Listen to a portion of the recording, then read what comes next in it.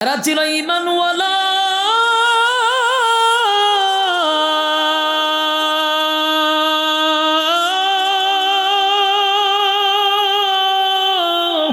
সাহাবীদের ঈমান ছিল রে, এই জন্য দুনিয়ার জমিনে তারা জান্নাতের সার্টিফিকেট পাইছে, জান্নাতের সার্টিফিকেট পাইছে।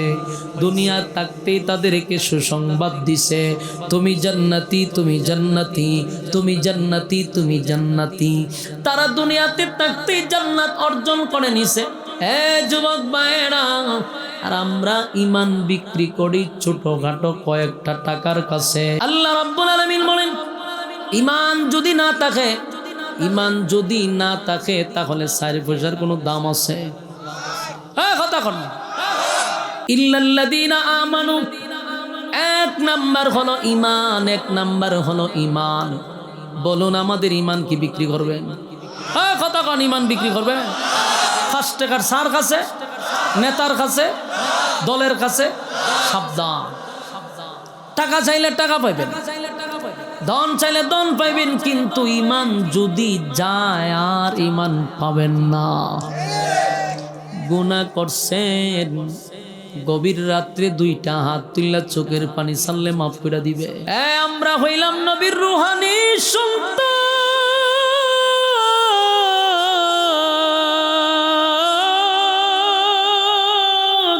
আল্লাহ কয়, কেউ যদি গুনাহ করে, অন্যায় করে, অপরাধ করে, আর গভীর রাত্রে যদি আমার কাছে 2টা হাত তুললা চোখের পানি ছাইড়া দেয়, ওয়াদা দিলাম রে, আমি তোর গুনাহ মাফ করে দিব।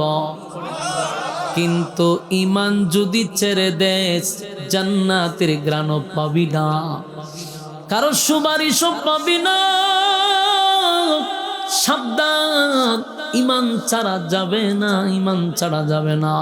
সাহাবীরা ঈমান দিয়া আমরারে শিখায়া গেছে, ঈমান তারা দিছে, উম্মতি মুহাম্মদীকে ঈমান শিখায়া গেছে।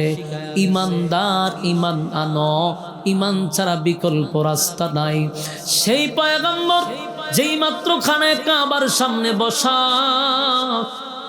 সাহাবীরা আয়েশা কয়, হুজুর, ঈমান আনার কারণে আপনার সাহাবীদের বুকের উপরে পাথর, ঈমান আনার কারণে আপনার সাহাবীদের জিহ্বার মধ্যে পেড়াক, ঈমান আনার কারণে সাহাবীদেরকে জ্বলন্ত কয়লার মধ্যে শোয়া রাখছে। পয়গম্বর এই মুহূর্তে আসার সময় দেখছি আপনার সাহাবীদেরকে মারধর করতেছে। আল্লাহর নবীর চোখ দিয়া মুক্তার দানার মতো পানিগুলো পড়তেছিল রে। এক তো নবীর বিবি চলে গেছে, নবীর চাচাও চলে গেছে, নবীর কলিজার টুকরা 4টা ছেলেও চলে গেছে। অন্যদিকে নবী রক্তাক্ত হইয়া পুরা শরীরটার মধ্যে জখমে আঘাতে ভরপুর। এমন অবস্থা, আল্লাহর পয়গম্বর শরীরটার মধ্যে শুধু আঘাতের চিহ্ন, আঘাতের চিহ্ন। একদিকে কর্মীদেরকে মারতেছে, কর্মীদের উপরে আঘাত করতেছে, সমস্ত ব্যথাগুলি লইয়া নবী যখন চোখের পানি ছাড়তেছে, এর মধ্যে আরো ভয়ানক এক ঘটনা। এটা হলো, একদল সাহাবী আয়েশা কয়, হুজুর, আপনারা পঞ্চাচি, আপনারা পঞ্চাচি, আবুল আহাবের বউ, আবুল আহাবের বউ, আপন চাচি, আপন চাচি আবুল আহাবের বউ। সে মানুষের কাছে গিয়া নবীর বিরুদ্ধে অপপ্রচার শুরু করছে। তোমরা জানো নি আমার বাতিজা মুহাম্মদের বংশ বেশি দিন থাকবে না। বিল কলম ونشهد أن لا إله إلا الله وحده لا شريك له وأشهد أن سيدنا وسندنا وحبيبنا ومولانا محمدا عبد الله ورسوله أرسله بالحق بشيرا ونذيرا وداعيا إلى الله بإذنه وسراجا منيرا أما بعد فأعوذ بالله من الشيطان الرجيم بسم الله الرحمن الرحيم চাচা কি সমস্যা إنا أعطيناك الكوثر فصل لربك وانحر إن شانئك هو الأبتر صدق الله العظيم দুরূদ শরীফ পড়েন আল্লাহুম্মা সাল্লি আলা মুহাম্মাদিন ওয়া আলা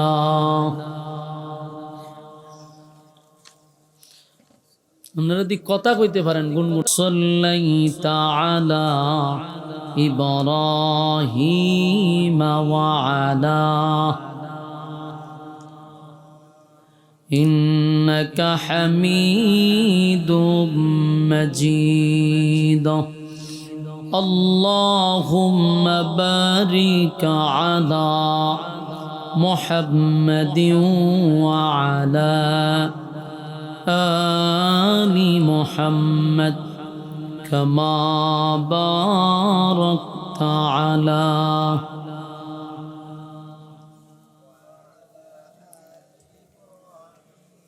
إنك حميد مجيد मेरा दिल तलब रहा है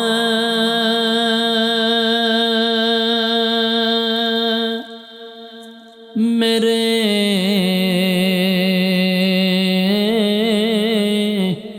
जलने रहा सीना ए दवा वही मिलेंगी मुझे ले चलो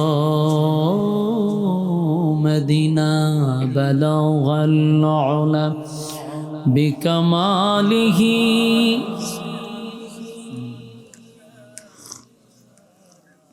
हसनत जमीअ ग़िसा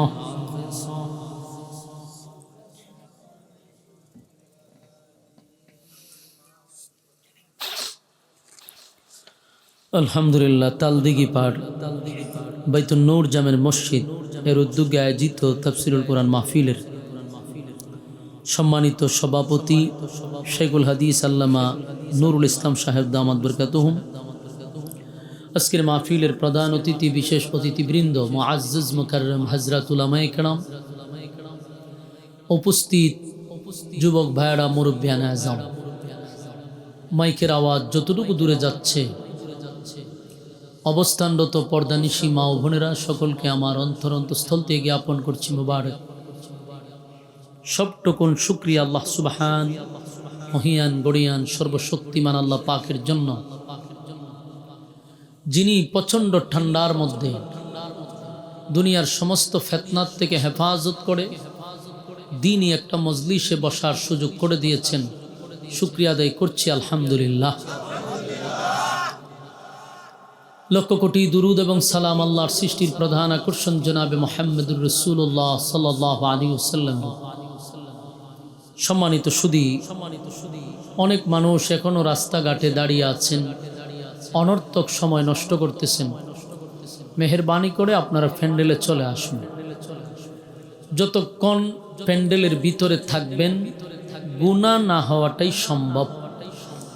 প্যান্ডেলের বাহিরে থাকলে গুনাহ হওয়াটা সম্ভব। তাই গুনাহমুক্ত পরিবেশে বসার সুযোগ পেয়েছি, আলহামদুলিল্লাহ। আল্লাহ রাসূল বলেন, নাযালাত আলাইহিমুস সাকিনা, দ্বীনি মজলিসে যতক্ষণ বসা থাকবে উপর থেকে সাকিনা রহমত নাজিল হবে। তাই আমরা রাস্তাঘাটে সময় নষ্ট না করি। দেখেন, আমরা একটা মাহফিল ধরার জন্য হবিগঞ্জ থেকে রওনা হয়েছি 12টায় রওনা হয়ে আপনাদের এখানে আমার টাইম দেওয়া 11টায়, বলা আছে যে জাস্ট 11টায় উঠাইয়া দিবেন। তাদের দাবি ছিল 10:30টায়। আমিও বইলা রাখছি যদি আগে আসতে পারি আলহামদুলিল্লাহ। কিন্তু বাংলাদেশের যানজটের ব্যাপারে তো আপনারা জানেন। আপনাদের এখানে বাইপাসের মোড়ে আমি প্রায় 20-15 মিনিট এক জায়গায় বসে রয়েছি। প্রচণ্ড জ্যাম ঠেলাইয়া দীর্ঘ সময় সাপোর্ট করে আপনাদের এখানে আসছি। এখন আপনারা যদি রাস্তাঘাটে সময় নষ্ট করেন, বেহুদা অনর্থক সময় নষ্ট করেন, তাহলে এই মাহফিলটা যারা করছে, তালদিঘি বাইতুল নূর জামের মসজিদ কমিটি উদ্যোগে এলাকাবাসীর আয়োজন, তাহলে লাভ কি হইল? দীর্ঘ সময় কষ্ট করে আয়োজন করলেন, কিন্তু মানুষ রাস্তাঘাটে আড্ডায় ব্যস্ত।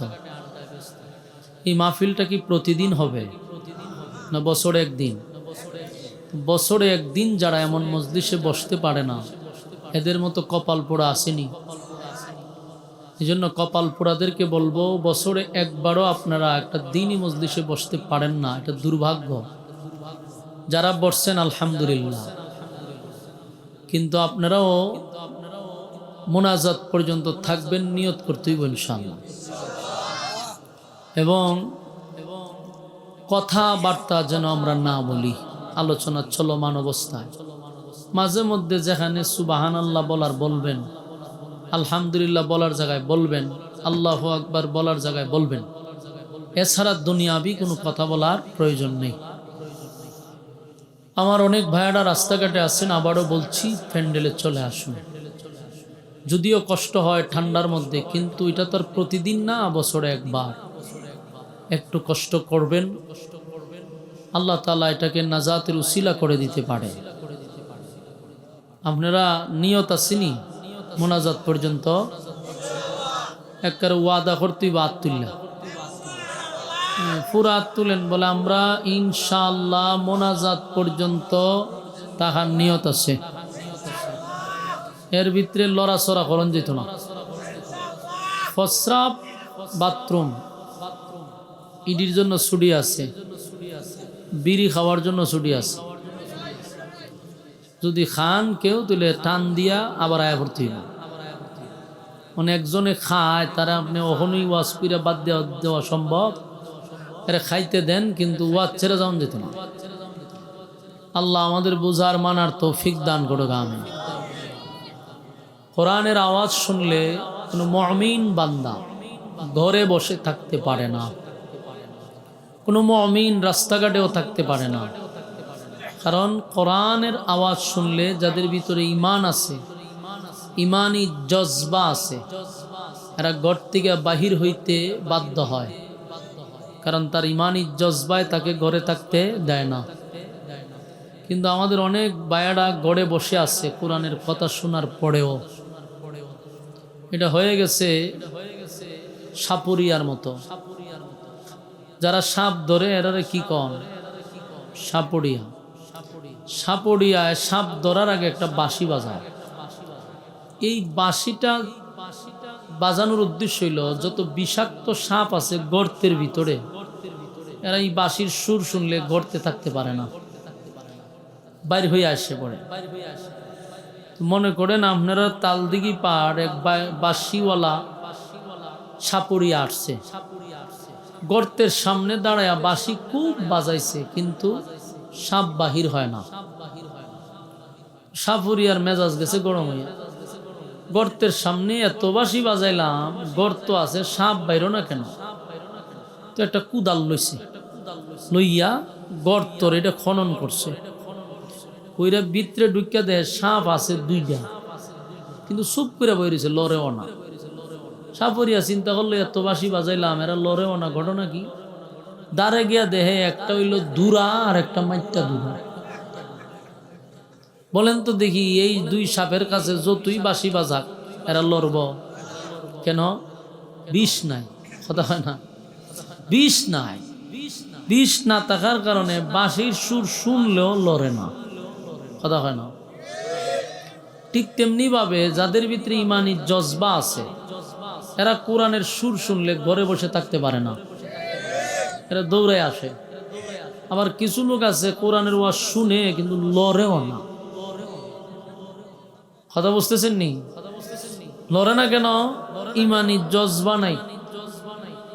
আর যারা আসছে এদের জজবা আছে। আল্লাহ তাআলা আপনাদেরকে মোনাজাত পর্যন্ত ধৈর্যের সাথে কথাগুলি শ্রবণ করার তৌফিক দান করুক। যেই পরিমাণ কুয়াশা নামাইছে, আমরা যে গাড়ি চালাই সামনেই দেখি না, যাওয়ার সময় যে কি অবস্থা হয়, সারা রাত চলে যায় আপনাদের রাস্তায়, সহালে যাওয়ার লাগে বাড়ি। তা আমি আসছি কষ্ট করে, আপনারা তো এটা এলাকা না হয় যাইতে কেউর 10 মিনিট লাগবো, কারো 15 মিনিটই লাগবে, আর বেশি তো লাগতো না। তাইলে একটু কষ্ট করে বইয়া গেলে বালা না ইনশাল্লাহ।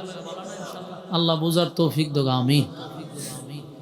আমি আপনাদের সামনে কোরআনের সবচেয়ে ছোট্ট যে সূরা, মানে এর থেকে কোনো ছোট সূরা আর কোরআনে নাই, এই সূরাটা কিন্তু আপনাদের সামনে তেলাওয়াত করছি। সূরাটার নাম হলো সূরা কাউসার। অনেকে এটারে ইন্না আতাইনা সূরা হিসাবে চিনে, কিন্তু নাম হইল সূরা কাউসার। এই সূরাটা একেবারে ছোট সূরা। এই সূরাটা নাজিল হইছে রাসূলের হিজরতের আগে, মানে মক্কাতুল মুকাররমায় সূরাটা অবতীর্ণ হয়েছে। তো প্রত্যেকটা সূরা অথবা আয়াত নাজিলের পিছনে কোনো না কোনো কারণ থাকে, কোনো না কোনো এই সাউন্ড আল্লাহ রায় না, তুমি কি কইতে তো বুঝতা, কোনো সাউন্ডে ধরবে না, যেমনা সেমনে চলো, ধরেন না। আল্লাহ রাব্বুল আলামিন কোনো না কোনো ঘটনার কেন্দ্র কইরা, কোনো না কোনো অবস্থানকে কেন্দ্র করে, কোনো সমস্যার সমাধানকে কেন্দ্র করে আল্লাহ আয়াত অথবা সূরা নাজিল করছে। তো নাজিলের কোনো কারণ অবশ্যই থাকে। সূরা কাউসার নাজিল হওয়ার পিছনে একটা বড় ঘটনা আছে। আর মূলত সূরাটা নাজিল করছে রাসূলকে সান্ত্বনা দেওয়ার জন্য। আপনারা যদি মনোযোগ দিয়ে শুনেন তাহলে আমি যতক্ষণ আলোচনা করব আশা করি কোরআন থেকেই করব। কোনো গিচ্ছা কাহিনী বলার মতো আমার মন মানসিকতা নাই। আর আমি আর গিচ্ছা কাহিনী কোনো সময় মাহফিলে বলিও না। আমার বাড়ি হলো হবিগঞ্জ।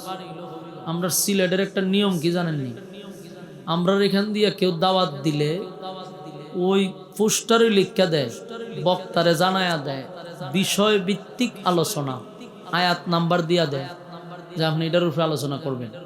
এটা একটা যুগ যুগ ধরে সিস্টেম চালু হয়েছে। আমরা তো সিলেটটা মানুষ, আমরা এটা অভ্যস্ত, তাই আমরা গিচ্ছা কাহিনী বলার সুযোগও পাই না, বলিও না। আর আমরা সিলেটে গিচ্ছা কাহিনী খাইও না।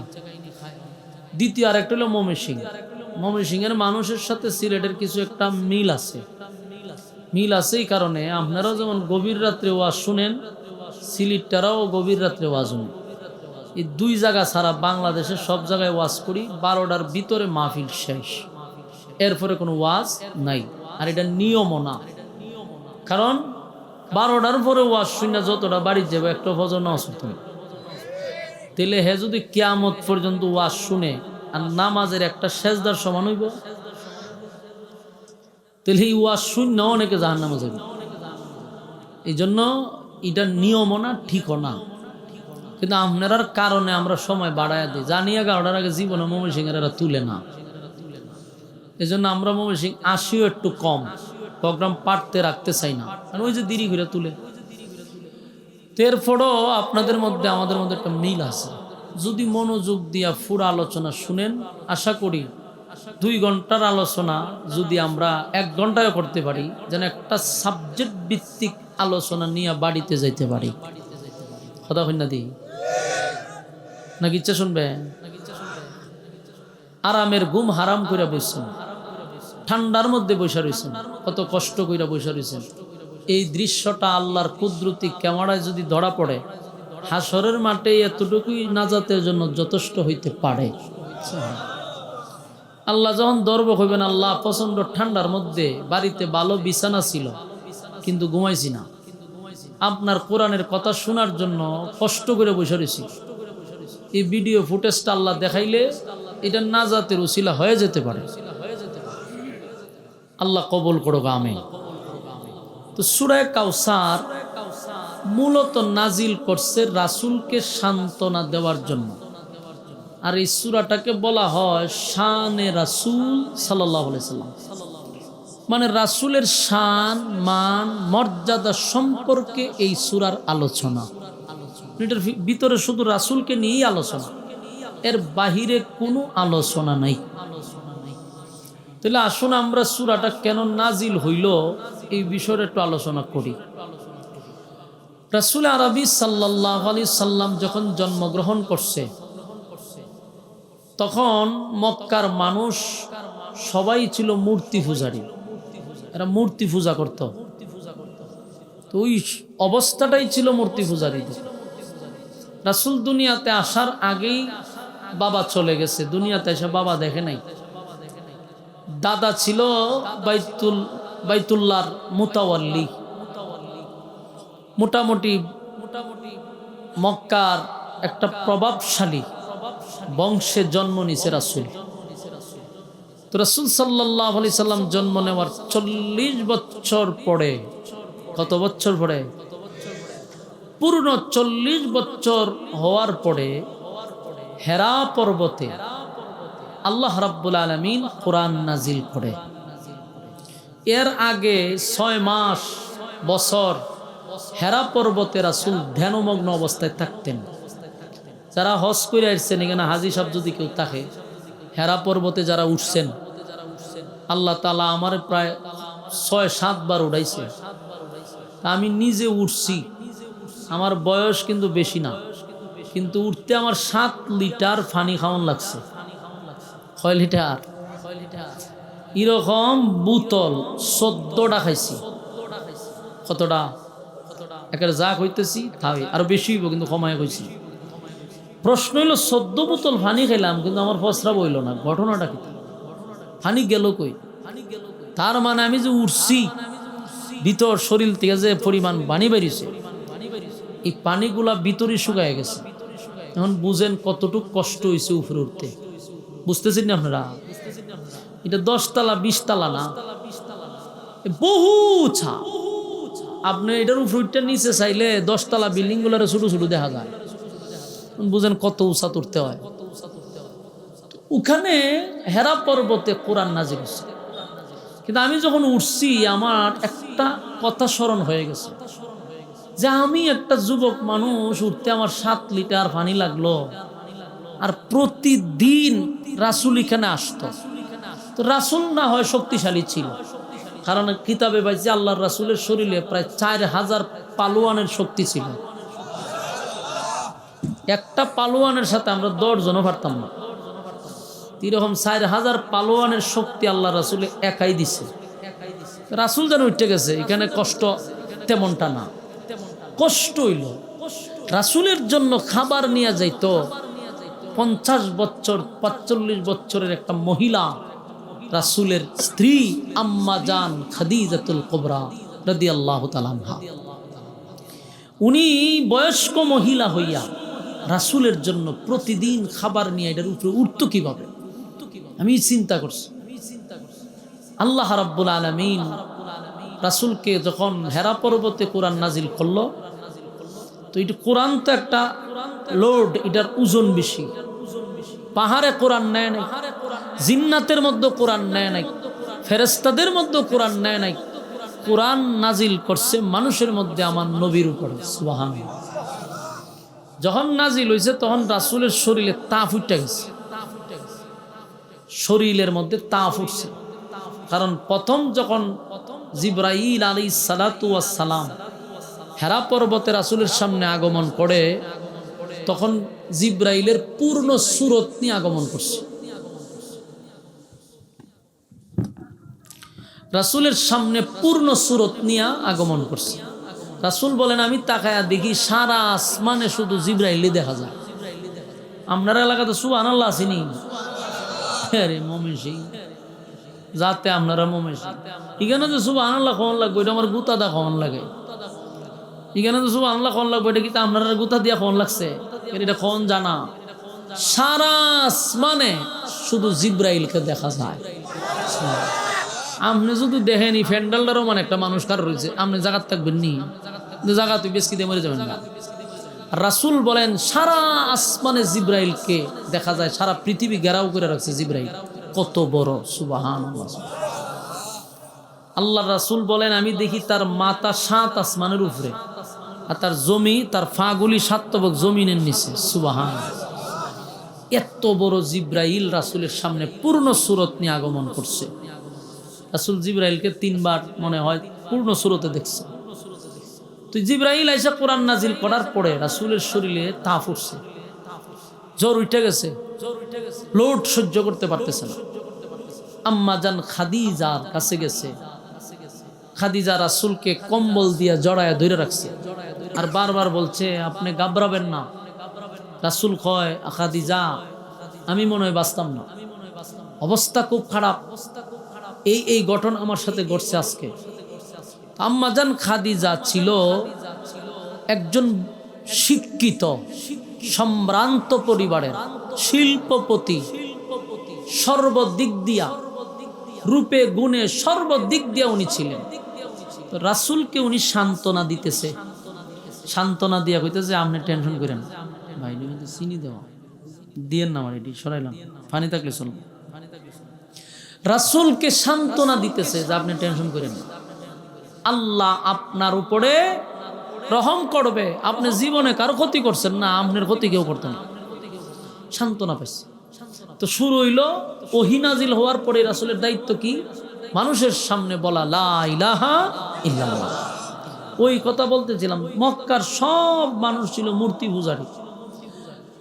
আল্লাহ দায়িত্ব দিছে যে আপনি এখন মানুষের সামনে প্রচার করেন, গাছের পূজা, মাছের পূজা, সূর্যের পূজা, চন্দ্রের পূজা, সমস্ত মূর্তি পূজা বাদ দিয়া আজকের থেকে গোলামি চলবে মাত্র এক আল্লাহর। ওই আল্লাহর রাসূল দায়িত্ব পাইয়া মক্কার মানুষরা আপনারা যেভাবে বসছেন এইভাবে জমা করছে, জমা করে রাসূল ঘোষণা দিছে, লোক সমাগম তোমরা শুনো, এতদিন তোমরা শুধু আমাকে মুহাম্মদ বলে ডাকছো, আজকের থেকে আর মুহাম্মদ বলা যাবে না, বলতে হবে মুহাম্মাদুর রাসূলুল্লাহ। আমি আজকের থেকে রাসূল, শুধু মুহাম্মদ না। আর আজকের পর থেকে তোমরা গাছের পূজা, মাছের পূজা, সূর্যের পূজা, মূর্তির পূজা, যত পূজা আছে সব বাদ, আজকের থেকে গোলামি চলবে এক আল্লাহ। আমার সঙ্গে তোমরা পড়ো লা ইলাহা ইল্লাল্লাহ মুহাম্মাদুর রাসূলুল্লাহ সাল্লাল্লাহু আলাইহি ওয়াসাল্লাম। মক্কার মানুষ কয় বালা খাম হইছে, এতদিন ধরে বাপ দাদার ধর্ম পালন করতেছি, আর অহনায়া হয় একজন খোদা। কয়েকজন কেফার মধ্যে একজন হলো আবু লাহাব, সে খেপে গেছে, ফাত্তর লইয়া উঠছে নবীরে মারতো, নাউজুবিল্লাহ। হয় আমরারে কি কারণে আনছো এখানে? এই কথা শুনবার লাগে আমরা আইছি।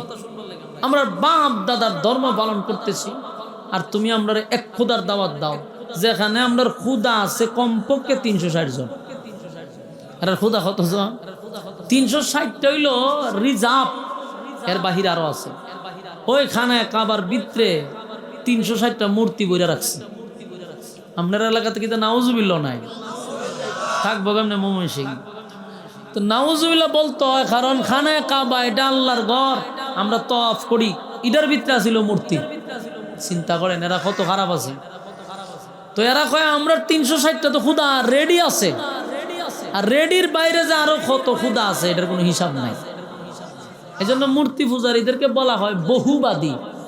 বহুবাদী মানে এরা বহু খুদায় বিশ্বাসী। তো রাসূল একত্ববাদী খুদার দাওয়াত দিছে, এরা এটা মানতে রাজি না। কিন্তু রাসূল কি থামতে রাজি? এরা মানতে রাজি না, রাসূল থামতেও রাজি না। আল্লাহর রাসূল একাই কালেমার দাওয়াত শুরু করছে। শুনেন, ওই সময় সবচেয়ে বেশি সাপোর্ট যিনি দিত, এর মধ্যে 1 নম্বরে ছিল আম্মা জান খাদিজা রাদিয়াল্লাহু তাআলা আনহা।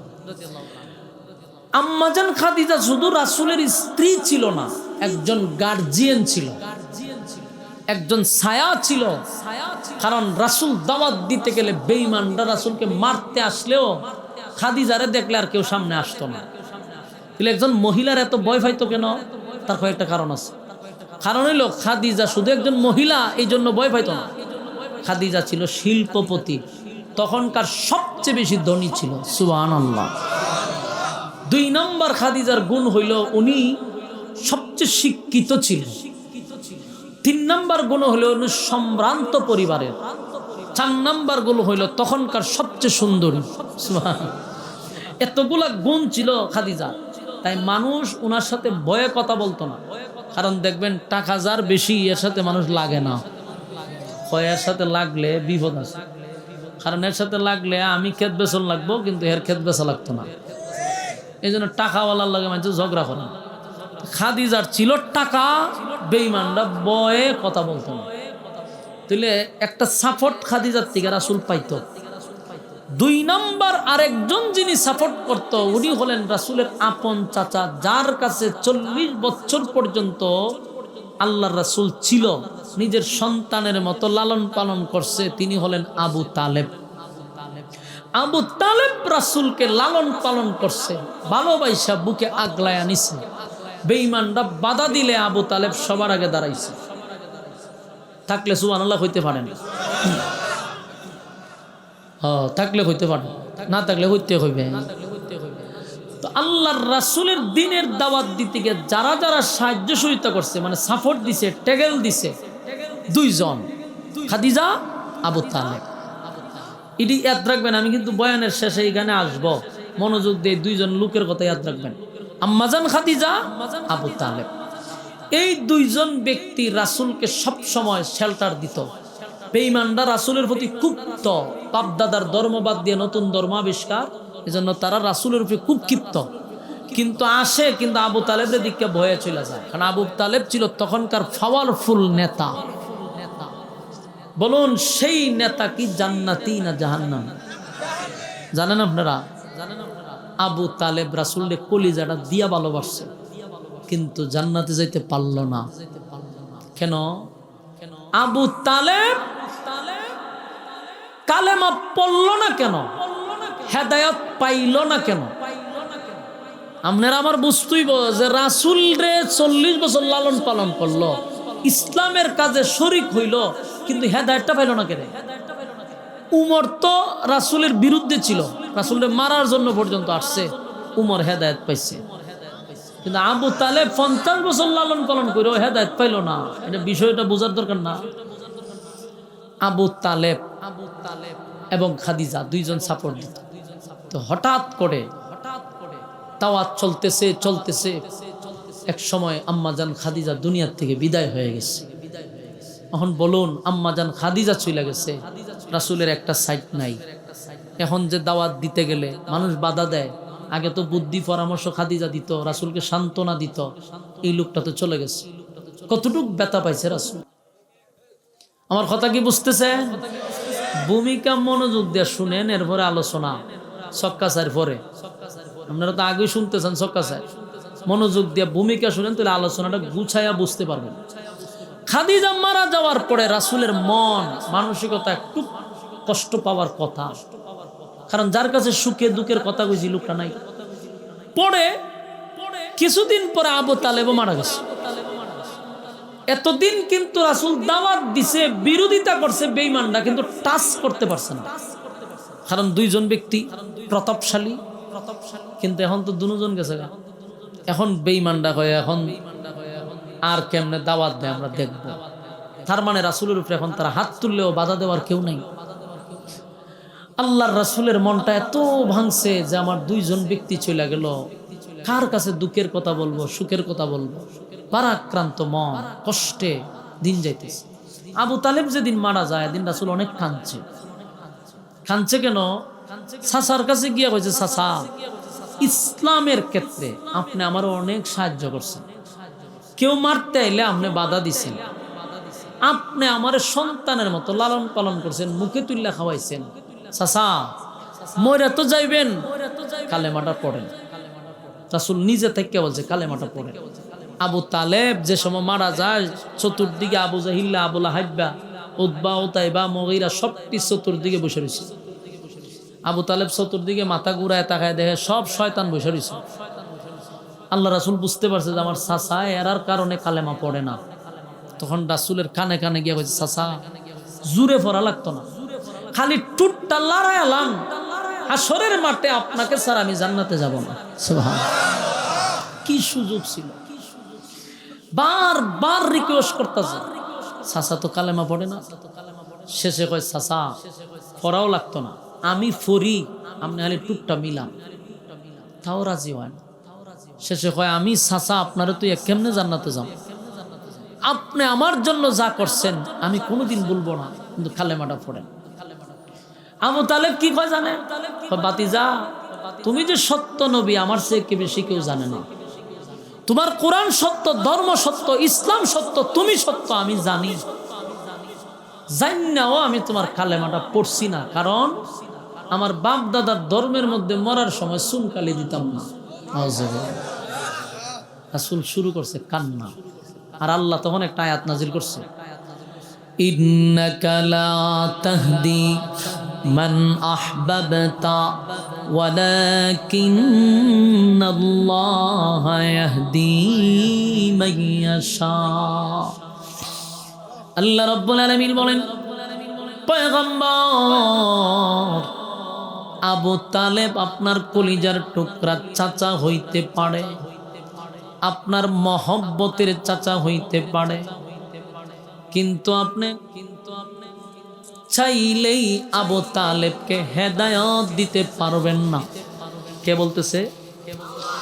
আল্লাহ কয়, আপনি চাইলেও আপনার চাচারে হেদায়েত দিতে পারছেন না, কারণ আপনার কলিজার টুকরা চাচা হতে পারে, আপনার কলিজার টুকরা চাচা হতে পারে।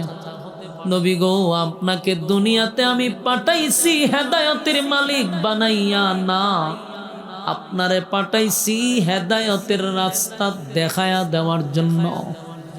কথা হয় না? হেদায়েতের মালিক বানাইয়া পাঠাইছে না, হেদায়েতের রাস্তা দেখানোর জন্য পাঠাইছে। হেদায়েতের রাস্তা দেখানোর জন্য পাঠাইছি, আপনাকে আমি হেদায়েতের মালিক বানাইয়া পাঠাই নাই। তাই আপনি যতই কান্নাকাটি করেন, আমি আপনার চাচা আবু তালেবকে হেদায়েত দিব না, কারণ হেদায়েতের মালিক আমি আল্লাহ। হেদায়েতের মালিক কে? আমি আবু তালেবকে হেদায়েত দিব না। আল্লাহর নবী কান্দার বলে, মালিক এই পৃথিবীতে আমার মা নাই, বাবা নাই, দাদা নাই, চাচারা থাকলেও আমার পক্ষে নাই। একজন চাচাই আমারে সন্তানের মতো লালন পালন করছে। আমার কলিজার টুকরা চাচা আমারে না খাওয়াইয়া তার সন্তানকেও কোনোদিন খাওয়ায় নাই। ব্যবসায় গেলে আমার চেহারাটা দেখা আমার চাচা ব্যবসায় যাইত। কোথা থেকে আসলে আমার চাচা আমার চেহারাটা আগে দেখত। নিজের সন্তানগুলিকে আগে খাবার না দিয়া আমি নবীর মুখে খাবার তুলে দিত। এই চাচা আমার পক্ষে যুদ্ধ করলো, 3 বছর আমার সঙ্গে গৃহবন্দী ছিল আমার চাচা। আল্লাহ আমার চাচারে কি আপনি হেদায়েত দিবেন না? আল্লাহ কয়, ইন্নাকা লা তাহদি মান আহবাবতা ওয়ালাকিন্নাল্লাহা ইয়াহদি মান ইয়াশা ওয়া হুয়া আ'লামু বিল মুহতাদিন। আগে নবীজি, আপনি যতই কান্নাকাটি করেন, আমি আপনার চাচা আবু তালেবকে হেদায়েত দিব না গো নবী, হেদায়েত দিব না।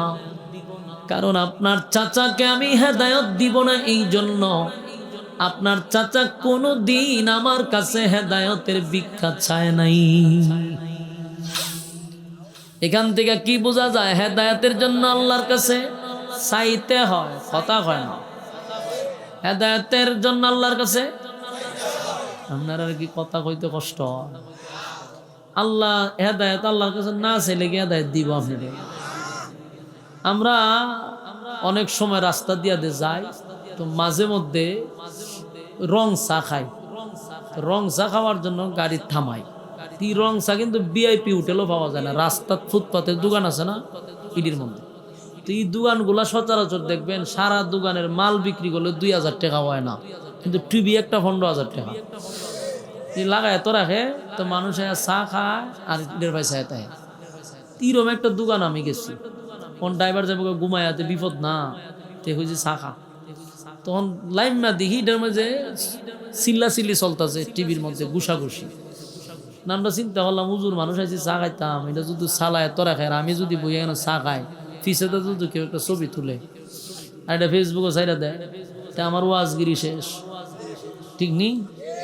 বলে হুজুরে চা খায় আর টিভি দেয়। তা আমি গিয়া বলছি, ভাই চা টিভিটা বন্ধ করেন, আমরা চাটা খাইয়া যাই গিয়ে এরপরে চালাই। আমার হুজুর বই 1 মিনিট পরে বন্ধ করতেছি। আমার সন্দেহ লাগলো, ঘটনা কিরে, বন্ধ করবি তো কইরা লাভ, আর না কইলে খবর হুজুর বন্ধ করতাম না। 1 মিনিট লাগাইলে কেরে, এটা আমার একটা সন্দেহ লাগছে। তখন আমি কইলাম, ভাই বন্ধ করবেন তো মিনিট লাগাইলেন কেরে? কয় হুজুর যে ছবিটা চলতেছে এটা 1 মিনিট আছে। ও না, আমি চিন্তা করলাম যে হে তো মারাত্মক, আমার কথায় টিভি বন্ধ করতো না, এর এটা খতম শেষ হলেই বন্ধ করবো। তখন আমি উঠটা কইলাম যে ভাই আপনারা আল্লাহ কোনদিন হেদায়েত দিব, মানে এটা মুখ দেয়া পড়ছে, হেদায়েত দিয়ে আপনারা আল্লাহ কোনদিন দিব। আমি আইলাম চা খাইতাম, আপনি এখন 1 মিনিট পরে বন্ধ করবেন, তো যাই গা। হয় না হুজুর বন্ধ লিছি, বন্ধ করে লিছি, বন্ধ করে হুজুর বই চা খাই। তা আমি গেলাম চা খাইতাম, অর্ধেক চা খাইছি। এবারে আমার হে কয়, হুজুর একটা প্রশ্ন করি। আমার ভিতরে সন্দেহ হয়েছে, এরা টিভি বন্ধ করাইছে, ওখানে আমার প্রশ্ন করবো, নিশ্চয়ই এর কোনো কাহিনী আছে। তুমি কাছে করেন কি প্রশ্ন? খাচ্ছ হুজুর হেদায়েতের মালিক কে? আমি বলি হেদায়েতের মালিক তো আল্লাহ, ওইটা তো আমিও জানি। জানলে আমার প্রশ্ন করছেন কে রে? না, এটা পুরা তদন্ত নেওয়া দরকার, তদন্ত নিব। তা আমি কই হেদায়েতের মালিক তো ভাই আল্লাহ, আপনি একজন মুসলমান হয়ে আমার এখন তদন্ত নিবেন? কোন এটা কইছি না, হেদায়েতের মালিক তো আর কোনো হিসাব না, নবীও না, আপনারা আলেমরাও না, মালিক তো আল্লাহ। আমি কোথায় আমার হেদায়েত দেনা কেন? এর প্রশ্নগুলো শুননি, আমারে কয় হেদায়েত দেনা কেন? আল্লাহর কাছে হেদায়েত উনি চাইলিতে আমার দিয়া দিতে পারে, আপনার দ্বারা থাকতো তো আমি জোর করে নিয়ে যেতাম। আল্লাহর কাছে এটা তো ঠাই আনন্দ যেত না। আল্লাহ আমার দেখে না, আমার হেদায়েত দিলে তুই যাবে। তুই দোকান আমি একলা না, আরো 5-6 জন বয়া, ওই যে খতম দেখবার লেগে আইছে, তিরি তো স্টপ বন্ধ দিছে না, এরা চুপ করে বয়ে রয়েছে, চাটা খাইতেছে। ইডি যখন এই কথা শুনছে, সেই ডিও যেখান থেকে উত্তর দিছে, কহ হুজুর ঠিকই আছে, এটার কারণটা কিতা শুনছেন? যুগালি পাইছে দোকানদার, আরো কিছু যুগালি জন পাইছে, সকলে মিললে আমারে কয় হুজুর শুনছেন এটা দেনা কেরে? এরে যদি আমি কুরআন হাদিস দিয়ে ওয়াজ করি, এ কুরআন হাদিসের ওয়াজ বুঝবা? খামার দোকানও কোরআন পাঠ করা হ্যাঁ সমান না?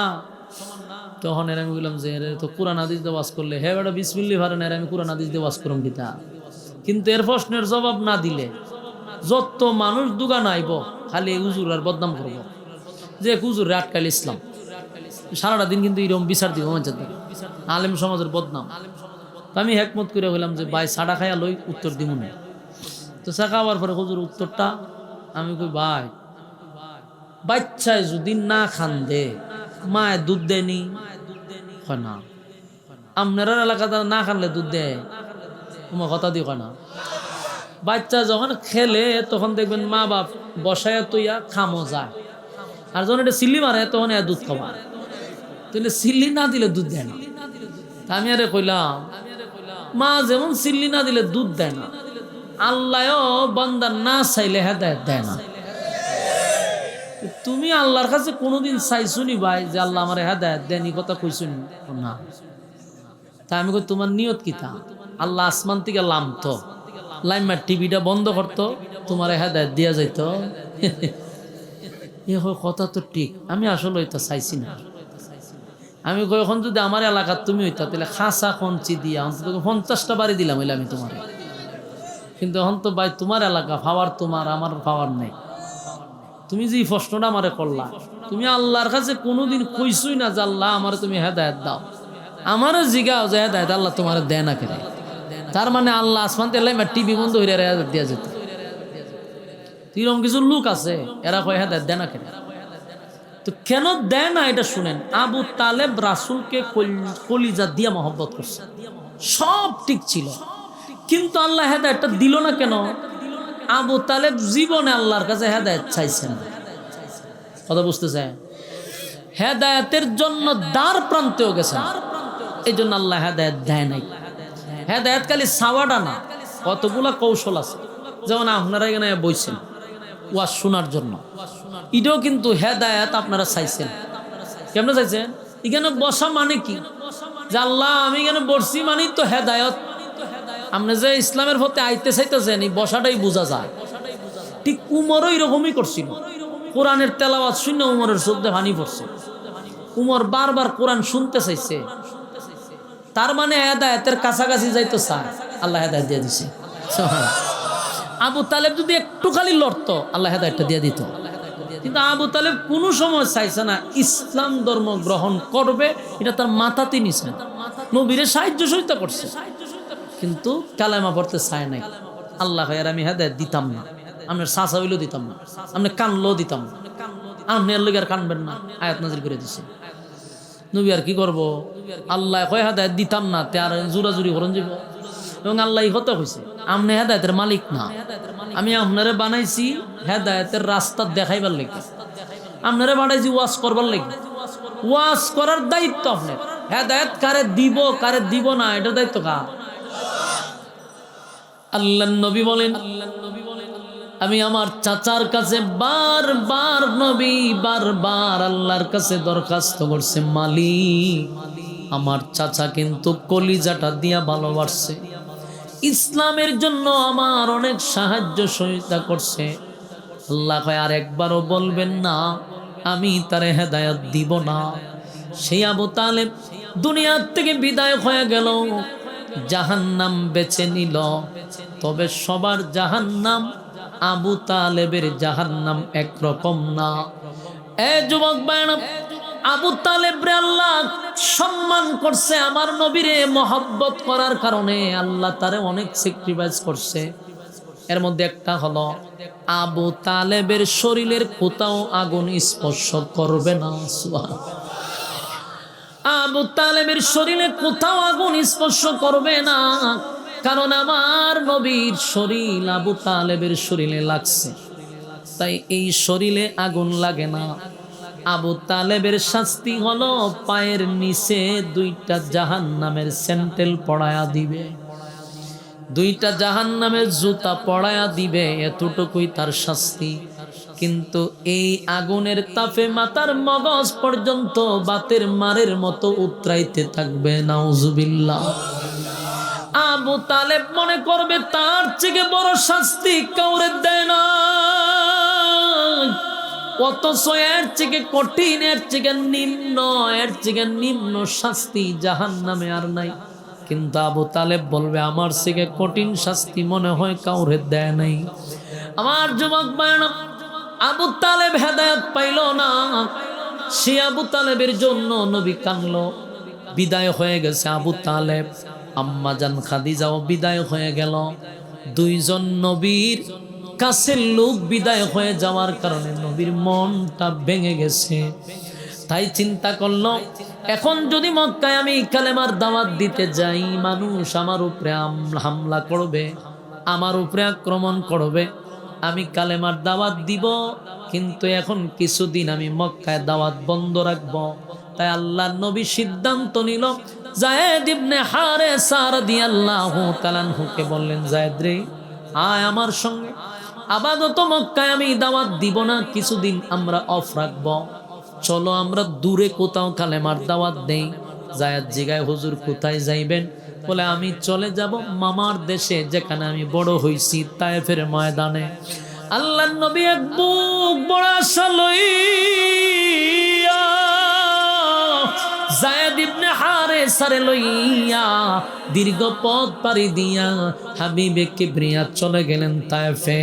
তায়েফে কালেমার দাওয়াত দেওয়ার জন্য মানুষকে একত্রিত করলেন আর বললেন, এই তায়েফবাসীরা শোনো, তোমরা তো নিজেরা খোদা বানাইয়া তার গোলামি করো, আমারে দেখো, আমি কিন্তু তোমাদের নবী হিসাবে আল্লাহ আমারে পাঠাইছে, রাসূল হিসাবে পাঠাইছে। আমার কথা শোনো, আজকের পর থেকে তোমরা মূর্তির পূজা করবা না, গাছের পূজা করবা না, সূর্যের পূজা করবা না। আজকের থেকে আমার সঙ্গে তোমরা বলো লা ইলাহা ইল্লাল্লাহু মুহাম্মাদুর রাসূলুল্লাহ সাল্লাল্লাহু আলাইহি ওয়াসাল্লাম। আমার যুবক ভাইরা, মক্কা নগরীতে দীর্ঘক্ষণ সময় পাড়ি দিয়া তায়েফে গিয়া নবী যখন কালেমার দাওয়াত দিল, তায়েফের কিছু দুষ্ট লোকেরা নবীর আগমনের কথা শুনে তারা কিছু যুবক দুষ্ট লোকদেরকে একত্রিত করে, তাদেরকে বলল, শোনো, মক্কার থেকে একটা পাগল আসছে, তারে তোমরা তাড়ায়া দিবা, তার উপরে ঢিল মারবা, তারে রক্তাক্ত করবা। এই কথা বলে দেওয়ার পরে তায়েফের কিছু যুবকরা নবীজিকে দেখার পরেই পাথর মারতে লাগলো, পিছন দিক দিয়া ঢিল মারতে লাগলো, সামন দিক দিয়া ঢিল মারতে লাগলো। আমার যুবক মায়েরা দাঁড়ালো, পাথর দিয়া নবীরে এমন ভাবে আঘাত করতে লাগলো রে, আমার নবীর সুন্দর চেহারাটা আর রক্তাক্ত হয়ে গেছে। আমার নবীর শরীরে কোনোদিন একটা মশা মাছি বসে নাই গো, এত সুন্দর শরীরে কোনোদিন মশা মাছি বসলো না। সেই শরীরটার মধ্যে বেঈমানরা পাথরের আঘাত দিয়া নবীর শরীরটারে ফাটায়া দিছে, চামড়া ফেটে ফেটে রক্ত বাহির হইতে লাগলো। আল্লাহর নবী বলেন, সাবধান যায়েদ রে, এই মানুষগুলা না বুঝে আমার উপরে আক্রমণ করতেছে, আমার শরীরের এক ফোঁটা রক্ত যেন জমিনের মধ্যে না পড়ে, কারণ তায়েফবাসী আমার রক্তের ওজন বুঝতে পারে নাই, তায়েফের মানুষ আমার রক্তের লোড বুঝতে পারে নাই। যদি আমার রক্তের ফোঁটা জমিনে পড়ে যায় তাহলে জমিন দেওয়ার অর্ডার দেওয়া লাগবে না, জমিন হুকুমের অপেক্ষা করবে না, জমিনের মধ্যে কম্পন সৃষ্টি হয়ে যাবে, জমিন উলট পালট হয়ে যাবে। অন্যদিকে বেঈমানরা আমার নবীর একের পর এক ঢিল মারতে লাগলো গো, একের পর এক ঢিল মারতে লাগলো। আর নবী আছে রক্ত নিয়ে ব্যস্ত, রক্ত মাটি পড়তে দেয় না, রক্ত শরীরের সঙ্গে মিশায়া দেয়। এইভাবে নবী রক্ত আটকায়, তায়েফবাসী যেন ধ্বংস না হয়, তায়েফবাসী যেন ধ্বংস না হয়। আমার যুবক ভাই চিন্তা করেন, আমার নবীর কত মায়া, নবীর কত মায়া গো। আল্লাহ বলেন, আমার নবীর আমি পাঠাইছি রহমত স্বরূপ, রহমত স্বরূপ, রহমত স্বরূপ। আল্লাহ বলেন, ওমা আরসালনাকা ইল্লা রাহমাতাল লিল আলামিন। আল্লাহর নবী ছিলেন সবার জন্য রহমত। মায়ার নবী যখন রক্ত নিয়ে ব্যস্ত রে, বেঈমানরা এই ফাঁকে নবীর ঢিল মারতে লাগলো। একটা পর্যায়ে নবীর পায়ের নিচে রক্ত গিয়া জমা হয়ে গেছে।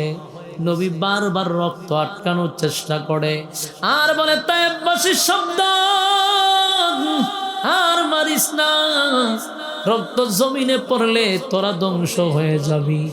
যায়েদ ইবনে হারেসা বলেন, বারবার নবীর সামনে গিয়ে আমি দাঁড়াইছি আর বলছি, তায়েফবাসী রে, যদি মারতে হয় আমারে মার, আমার নবীর শরীরে আঘাত করিস না, আমারে রক্তাক্ত করে দে, আমারে দুনিয়ার থেকে বিদায় করে দে, আমার নবীর শরীরে আঘাত দিস না। আমার নবীর মাও নাই, আমার নবীর বাবাও নাই, চাচাও নাই, স্ত্রীও নাই, কেউ নাই, এমন নবীরে তোরা আঘাত করবি না। জায়েদরে তারা নির্মমভাবে মারতে লাগলো।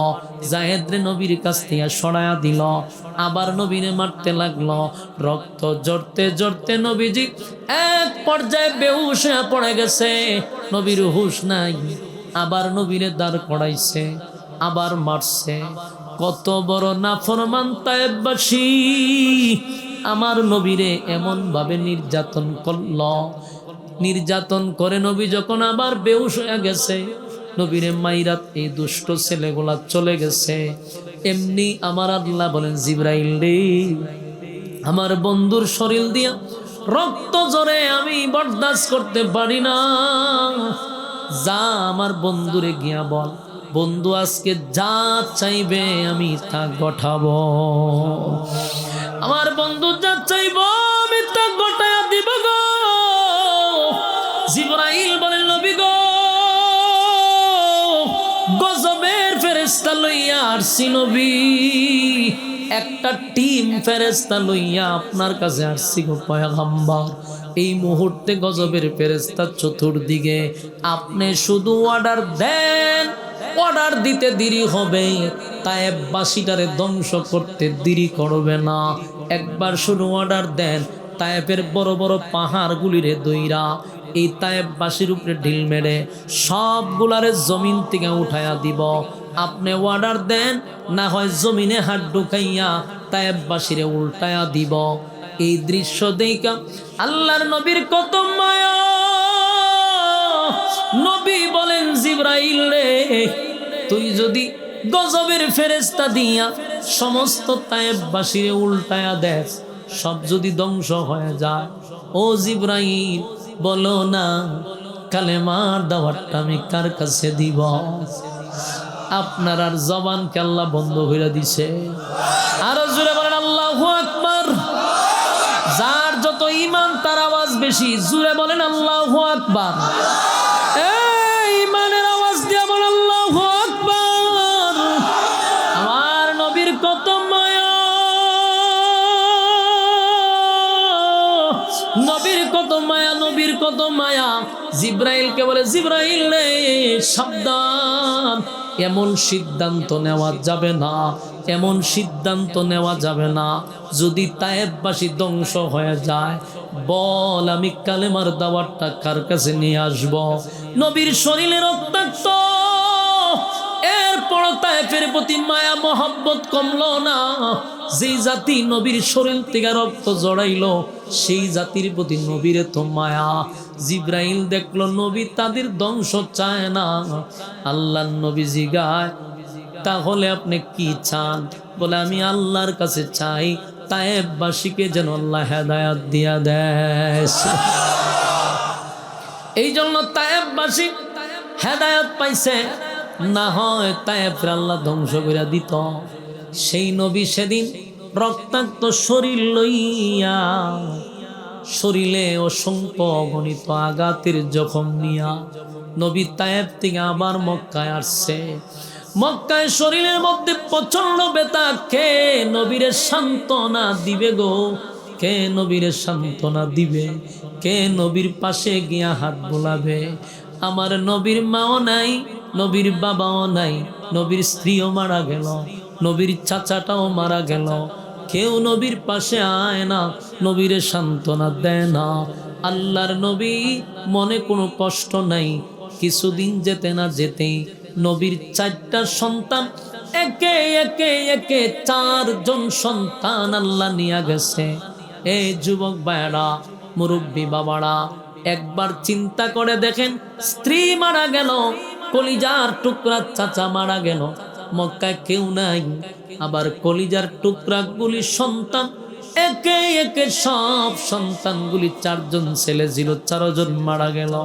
নবীর বাবা হিসাবে মনটা কতটা কষ্টে, নবীর কলিজাটা ভেঙে গেছে। এতটা কষ্টের মধ্যেও নিজের সন্তানগুলিকে নিজের হাতে গোসল করাইলো, নিজেই কাফন পড়াইলো, নিজেই জানাজা পড়াইয়া নিজের হাতে কবরে নিয়ে দাফন করছে। এটা কিন্তু সাধারণ নয়, কোনো বাবার পক্ষে এটা করা সম্ভব হয় না। বাবার কাছে সন্তানের লাশ সবচেয়ে বেশি ভারী হয়। সন্তানের লাশ বাবা কাঁধে নিতে পারে না। যুবক ভাইয়েরা, নবীজি নিজের সন্তানদারে নিজের হাতেই গোসল করাইল। নিজের হাতে গোসল করাইয়া কাপন দাপন পড়াইয়া মাটি দিল। এরপরে আবার মারা গেল। এইভাবে 4 জন ছেলে মারা গেছে। কতটা কষ্টে আছে পয়গম্বর। কেউ নবীরে সান্ত্বনা দেয় না রে। কেউ একবার বলে না যে আপনি কষ্ট পাইয়েন না। কেউ নবীরে সান্ত্বনা দিল না। এইদিকে নবী কষ্ট নিয়া পয়গম্বর বসে আছে খানায় কাবার সামনে। পাশে একজন সাহাবীও বসা। হঠাৎ করে 2 জন সাহাবী নবীর কাছে আইসা কয়, হুজুর, আপনার কর্মী বেলালকে বেঈমানরা মারতেছে, খাব্বাবরে মারতেছে। যুবক ভাই মনোযোগ দিয়া শুনেন। এক তো হইল ছেলে মারা গেছে, বিবি মারা গেছে, চাচা মারা গেছে, চতুর্দিক দিয়া শত্রু। আবার যারা নতুন কালেমা পড়ছে তাদের উপরে নির্যাতন। একজন নেতা যদি শুনে তার কর্মীরে মারতেছে, নেতার মনে কতটুক আঘাত লাগতে পারে। আল্লাহর নবীর কাছে এসে বলে, হুজুর, বেলালের বুকে পাথর দিয়া রাখছে গো।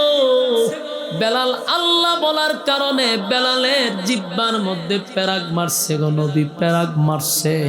বেলাল যেন আল্লাহ বলে ডাক না দিতে পারে। এবার বলে, হুজুর, খাব্বাবরে জ্বলন্ত কয়লার মধ্যে শোয়া রাখছে গো নবী। চামড়াগুলি খসে যাচ্ছে। নবীর চোখ দিয়া মুক্তার দানার মতো পানি পড়তেছিল। হায় রে, কালেমা পড়ার কারণে সাহাবায়ে কেরামদের উপরে নির্যাতন শুরু হয়ে গেছে। কত সাহাবী এত নির্যাতনের পরেও কালেমা ছাড়ে নাই, কালেমা ছাড়ে নাই, কালেমা ছাড়ে নাই। আজকে আমরা 5 টাকার ছাড় জন্য ইমান বিক্রি করি। দেখেন, 5 টাকার ছাড় জন্য ইমান বিক্রি করি। কিন্তু সাহাবীরা কয়লার উপরে শুয়াও, জ্বলন্ত কয়লার মধ্যে শুয়া ইমান ছাড়ে না। বুকের উপর পাথর, ইমান ছাড়ে না। জিহ্বার মধ্যে পেরাক মারছে রে, ইমান ছাড়ে না, ইমান ছাড়ে না। কত সাহাবী ইমান আনার কারণে তাদেরকে উলঙ্গ করা হইছে, তাদেরকে গরম তৈলের মধ্যে ছাইরা দিছে, তাদেরকে এক পা গোড়ার সঙ্গে বাঁধছে, আরেক পা আরেক গোড়ার সঙ্গে বাইদা 2 গোড়া 2 দিকে ছেড়ে দিছে। মাঝখানটা শরীরটা টাইনা ছিঁড়া নিয়ে গেছে। একটাই অপরাধ, সেটা হলো কালেমা কেন পড়লো, ইমান কেন আনলো, ইমান কেন আনলো। সেই অপরাধে তাদের উপরে এত বড় নির্যাতন, এত বড় জুলুম, এত বড় নির্যাতন। কত সাহাবীরে উলঙ্গ কইরা দিছে। আল্লাহর নবী একবার দেখে একজন সাহাবী নবীর পাশে দাঁড়াইয়া আছে গভীর রাত্রে। নবী দেখে এই মানুষটার শরীরে কোনো কাপড় নাই, একটা হাত লজ্জাস্থানে দিয়া ধরে আছে। রে, এত প্রচন্ড ঠান্ডা, আবার তোমার শরীরে কাপড় নাই, কে তুমি? ডাক দেয়া বলে, হুজুর, গতকালকে আমি আপনার কাছে কালেমা পড়ছি গো। কালেমা পড়ার অপরাধে আজকে আমি উলঙ্গ। শুধু উলঙ্গ নয় গো নবী, আমারে নির্যাতন করছে, আমারে এত মারছে গো নবী। আমার নাম ছিল আব্দুল উজ্জা, আপনি নাম রাখছেন আব্দুল্লাহ। আমি গতকালকে ঈমান আনছিলাম। আমার টাকা পয়সার কোনো অভাব ছিল না, আমার ধন সম্পদের অভাব ছিল না। আমার চাচা আমার বাবার পরে সমস্ত দায়িত্ব নিছে, কিন্তু আমার বাবা মারা যাওয়ার পরে চাচার কাছে বড় হইছি। আমার মা বিবাহ বর্ষে আমার চাচার কাছে। এই চাচা আমাদেরকে লালন পালন করছে, সম্পত্তির কোনো অভাব নাই। আগামীজি গতকালকে বাড়িতে গিয়া স্পষ্ট ঘোষণা দিছি, আমি আপনার হাতে কালেমা পড়ছি। এই কথা শোনার পরে আমার চাচা আমারে বেদুরুম মারধর শুরু করছে। মারতে মারতে আমারে বলছে কালেমা ছাড়বি। আমি ঘোষণা দিছি না, আমি কালেমা ছাড়ব না। আবার মারধর শুরু করছে। এক পর্যায়ে আমারে উলঙ্গ করে দিছে। নবী গো, আমার মানুষের সামনে আমার উলঙ্গ কইরা দিল। আমি লজ্জায় শরমে বারবার বলছি আমার এক টুকরা কাপড় দেন। আমার চাচা কয় আমার টাকার কাপড় তুই পরতে পারবি না, সমস্ত সম্পত্তির থেকে তোরে আমি দূর করে দিলাম, আমার বাড়িতে ঢুকতে পারবি না। অপরাধ একটাই, কেন কালেমা পড়লাম। ওগো নবীজি, আমি কাপড় সারা ঘর থেকে বাহির হইছি। আল্লাহ নবীর শরীরে যে চাদরটা ছিল, নবী তাড়াতাড়ি চাদরটা ওই সাহাবীরে পড়ায়া দিছে। চিৎকার দিয়া কোন সুবহান। নবীর চাদরের দাম আছে গো, নবীর চাদরের বড় দাম, বড় দাম। নবীর চাদর লাগানোর কারণে এই সাহাবীর সম্মান অনেক বেড়ে গেছে। নবীর পরনের চাদর এটা সাধারণ কথা না। নবী তারে চাদর পরাইয়া দিছে, এত সম্মান আর এত মর্যাদা তার বেড়ে গেল, সম্মান মর্যাদা বেড়ে গেছে। এই সাহাবী একদিন নবীর কাছে বলে, নবী গো, আমার জন্য আল্লাহর কাছে বলেন আমারে যেন আল্লাহ মাকাম বাড়ায়া দেয়। আল্লাহর নবী বলে, ও সাহাবী, বলো না তোমার কি আশা আকাঙ্ক্ষা, তুমি যা চাইবা আমি আল্লাহর কাছে তা বলবো। যুবক ভাইয়েরা, আমার নবী দোয়া করতে দেরি হয়, সেই দোয়া কবুল হইতে দেরি হয় না রে। সেদিন যদি আমি আর আপনি নবী আমারে আপনারে জিগাইত তুমি কি চাও, আমি আর আপনি কইতাম যে আমেরিকায় বাড়ি চাই, গাড়ি চাই, নারী চাই, ঠিক নেই। কিন্তু সেই সাহাবী যে উত্তরটা দিছে, আল্লাহর নবী কয়, বল আব্দুল্লাহ, আমার কাছে যা চাইবি আমি তোরে তা দিব। চাইতে দেরি আল্লাহ কবুল করতেও দেরি করবে না। এই সাহাবী বলে, হুজুর আমি যদি চাই আমার মালিক কি দিবে? আল্লাহর নবী বলেন, চাইতে দেরি দিতে দেরি করবে না। যুবকটা বলে, হুজুর আমি চাই আমার মালিক যেন আমারে শহীদি মরণ দান করে। এরা ছিল ঈমানওয়ালা।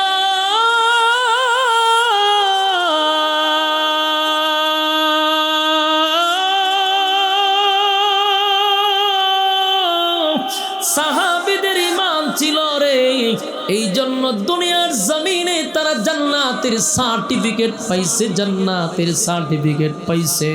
দুনিয়া থাকতেই তাদেরকে সুসংবাদ দিছে, তুমি জান্নাতি, তুমি জান্নাতি, তুমি জান্নাতি, তুমি জান্নাতি।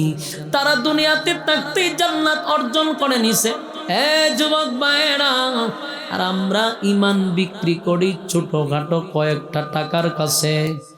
এই মেয়েটা ইকো কমায়, ইয়ে কমায়, শীষ কমায়, বারবার চাইতেছি বলদ মার্কালু।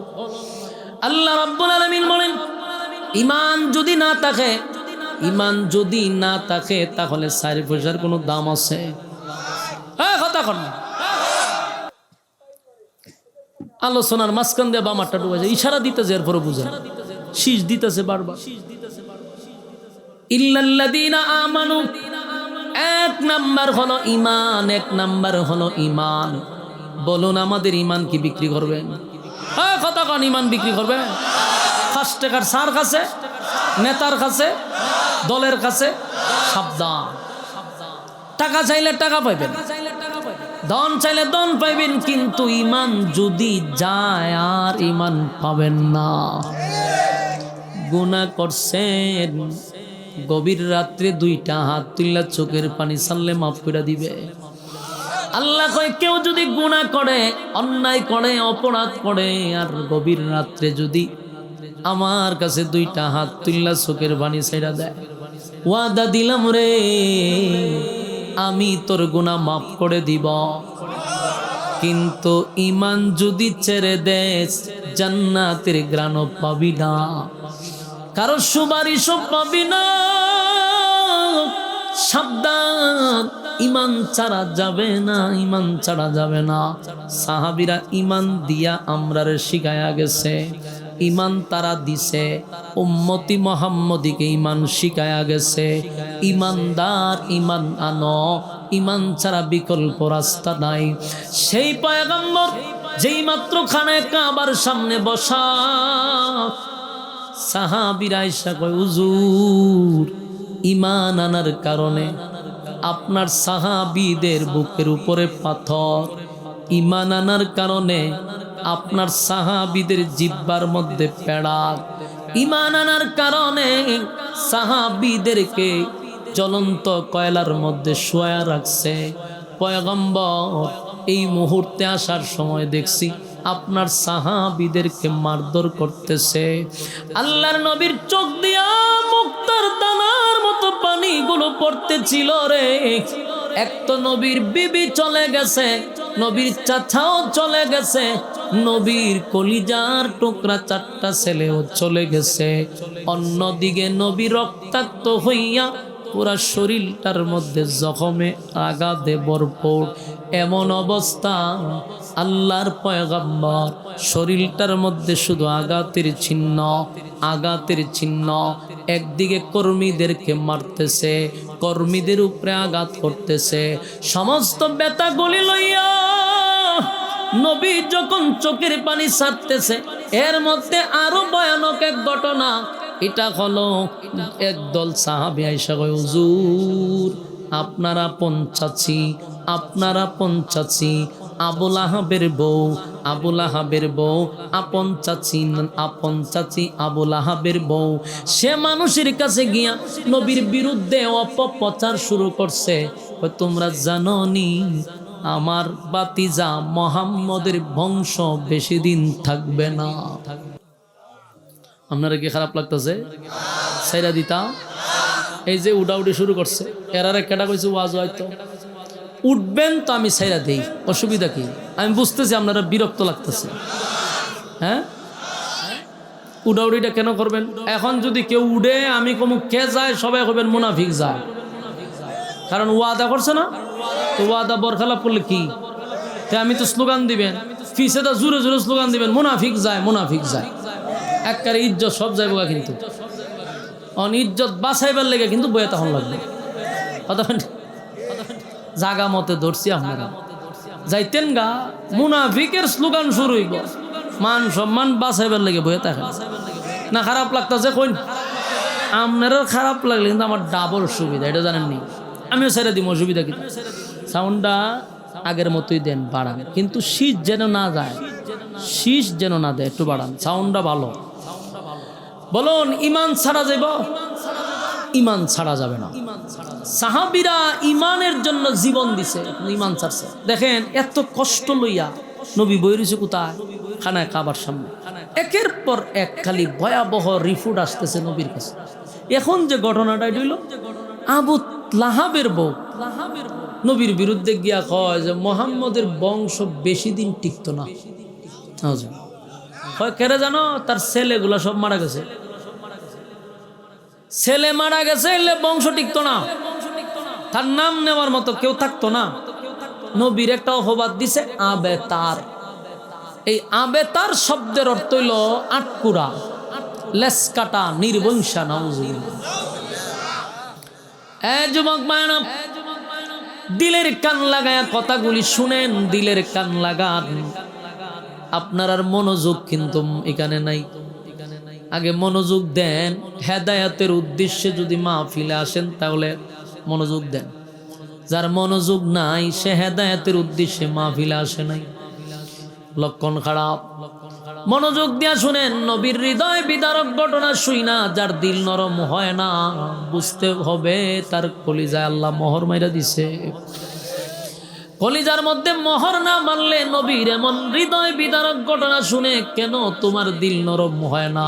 নিজের নিজে প্রশ্ন করো, আমার দিলটা কেন রে এত শক্ত হয়ে গেল? নবীর কথা শোনার পরেও দিল যাদের নরম হয় না, আল্লাহর কাছে তওবা করেন। দিলের মধ্যে যদি মোহর মারে হেদায়েত কপালে থাকবে না। আমার যুবক ভাইরা, আল্লাহর হাবিব শত কষ্ট লইয়া খানায় কাবার সামনে নবী বসা, বেলাল রে মারতেছে, এইদিকে খাব্বাবরে মারতেছে। নবী নিজেও রক্তাক্ত, নবীর চাচা মারা গেছে, স্ত্রী মারা গেল, 4টা ছেলে মারা গেল। এতটা কষ্ট নিয়ে বসে আছে, কেউ সান্ত্বনা দেয় না। উল্টা নবীর নিজের আপন চাচি মানুষের ঘরে ঘরে গিয়া কয়, শুনছনি মুহাম্মদের কিন্তু বংশ থাকবে না, মুহাম্মদের নাম নেওয়ার মতো কেউ থাকবে না। বাপদাদার ধর্মের মধ্যে সুনকালি মারছে মুহাম্মদ, সেই মুহাম্মদের ধর্ম বেশি দিন টিকবে না। তার ছেলেগুলা মারা গেছে, সে আটপোড়া নির্বংশা। এরকম ভাবে বাজে বাজে কথা বলতেছিল। নবীর কাছে খবর আসছে, এমনি নবী চোখ দিয়া পানি ছেড়ে দিছে। আল্লাহর নবী যখন কান্দে রে, আমার আল্লাহ বলেন, জিব্রাইল রে, আমার বন্ধুর চোখের পানি আমি বরদাস্ত করতে পারি না। আমার বন্ধু কেন কান্দে? আমার বন্ধুরে সান্ত্বনা দে। আমার বন্ধুরে কেউ সান্ত্বনা না দিলে আমি আল্লাহ বন্ধুরে সান্ত্বনা দিব। আল্লাহ ডাক দিয়া বলে, বন্ধু কেন কান্দেন? কেন কান্দেন? কেন কান্দেন? কেন কান্দেন? বন্ধু কেন কান্দেন? আল্লাহর নবী বলেন, আল্লাহ আমি কেন কান্দি আপনি ভালো ভালো করে জানেন, এরপরও কেন জিজ্ঞাসা করেন? আল্লাহ কয়, বন্ধু আপনার জবান দিয়া শুনলে আমি আল্লাহর ভালো লাগে। বন্ধু কেন কান্দেন? আল্লাহর নবী বলেন, মালিক তামাম পৃথিবীর নবী বানাইয়া আমারে পাঠাইছেন এত বড় দায়িত্ব দিয়া। আমারে শুধু মানুষের নবী বানান নাই, আমারে জিন্নাতের নবী বানাইলেন, আসমানের নবী বানাইলেন, জমিনের নবী বানাইলেন, কুল কায়নাতের নবী বানাইলেন, নবীদের নবী বানাইলেন। অথচ এত বড় দায়িত্ব নিয়ে কালেমার দাওয়াত দেওয়ার জন্য মানুষের দ্বারে যাই, আমারে তারা গালি দেয়, পাথর মারে, রক্তাক্ত করে। কষ্ট লাগে না? কষ্ট লাগে না? আমার ছেলে 4 জন মারা গেছে, কষ্ট লাগে না? আগো মালিক, আপনার দিনের দাওয়াত দিতে গিয়া কত আঘাত আমি সহ্য করলাম, আমার কষ্ট লাগে না? আমারে মানুষ গালি দেয়, কষ্ট লাগে না? আমার স্ত্রী মারা গেল, চাচাও মারা গেল, কেউ নাই, সেই জন্য আমি কান্দি না? আমি কান্দি আমার আপন চাচি আবুল আহাবের বউ উম্মে জামিল কেমনে গো মানুষের কাছে গিয়া কয় আমি নাকি আটকোড়া, আমি নাকি নির্বংশা, আমারে আবেতার বলে গালি দেয় গো মালিক। সেই বেতায় ব্যতীত হইয়া আমি কান্দি, আমার নিজের লোক হইয়া কেমনে আমার বিরোধিতা না করল।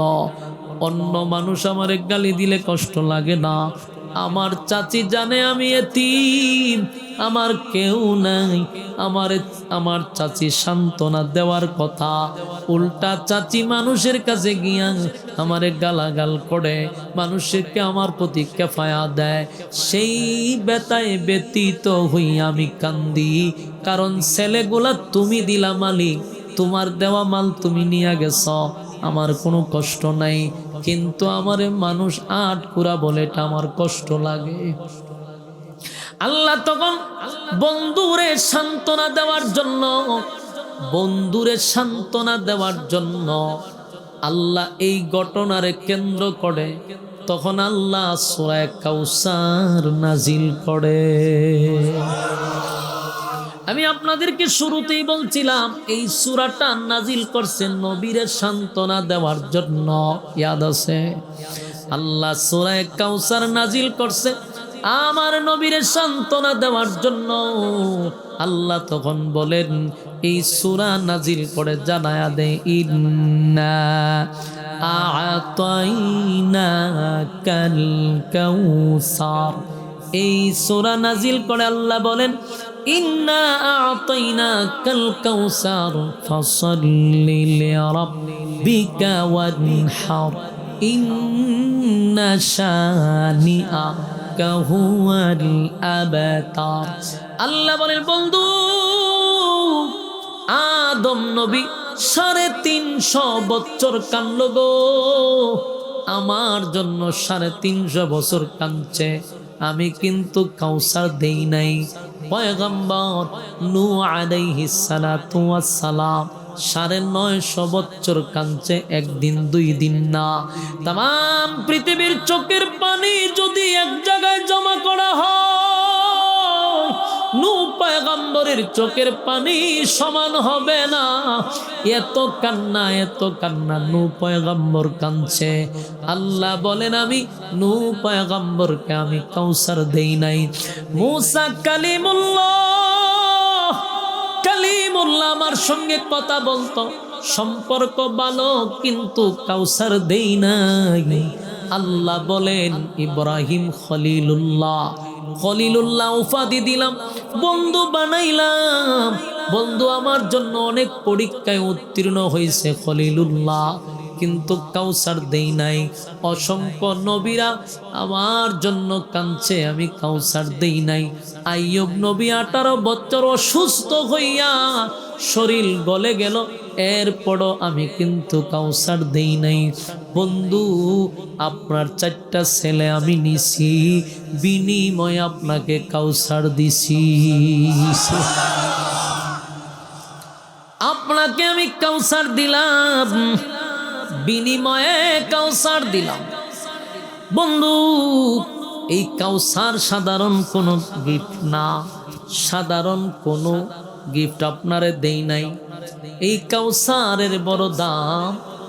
সন্তান নিলাম 4 জন, ব্যথা দিছি আপনার কলিজায় 4টা ছেলে নিয়া, কিন্তু বন্ধু যারা আপনাকে আবেতার বলে গালি দেয়, তারা বলে আপনার নাম নেওয়ার মতো কেউ থাকবে না, তারা বলে আপনার নাম নেওয়ার কেউ থাকবে না। বন্ধু জানায়া দেই, নিলাম তো 4 জন, আপনারে কি পরিমাণ দিছি বন্ধু শুনেন। কোটি কোটি হাজার কোটি রুহানি সন্তান আপনারে দান করছি। আমরা হইলাম নবীর রুহানি সন্তান,